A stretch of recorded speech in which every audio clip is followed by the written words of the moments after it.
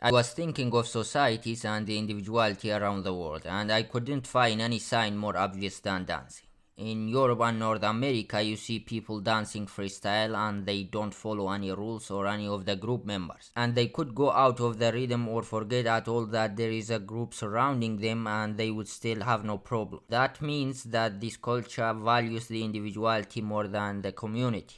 And we see in Asia that they dance in groups, but they also dance different from each other, and everyone from them somehow knows their role in that group. I think that's affected by the communist ideologies and ancient philosophies that existed there. They have a little bit of individuality, but at the same time they are part of the community.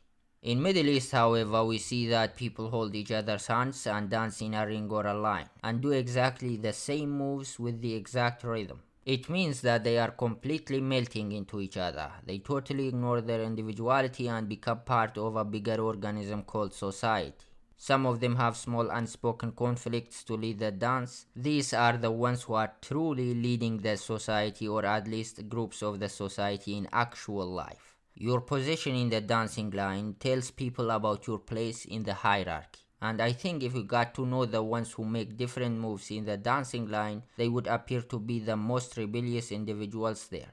And you will know the difference between these who live in the countryside and these who live in the city by their dancing style.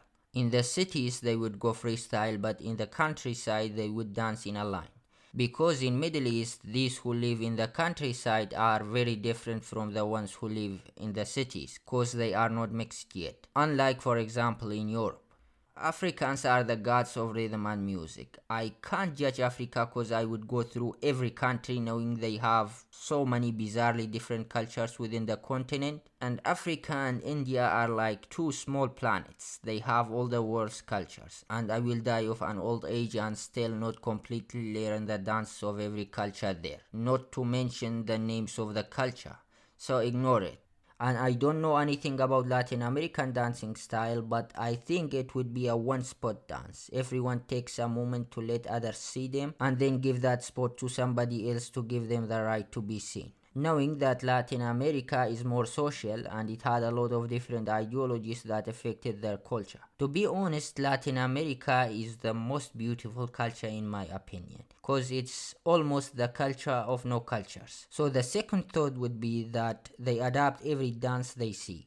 And in some events, even in the most individualistic countries, people would dance in groups and melt into each other. In weddings, for example, all couple dance with the same moves, celebrating a new small community called family.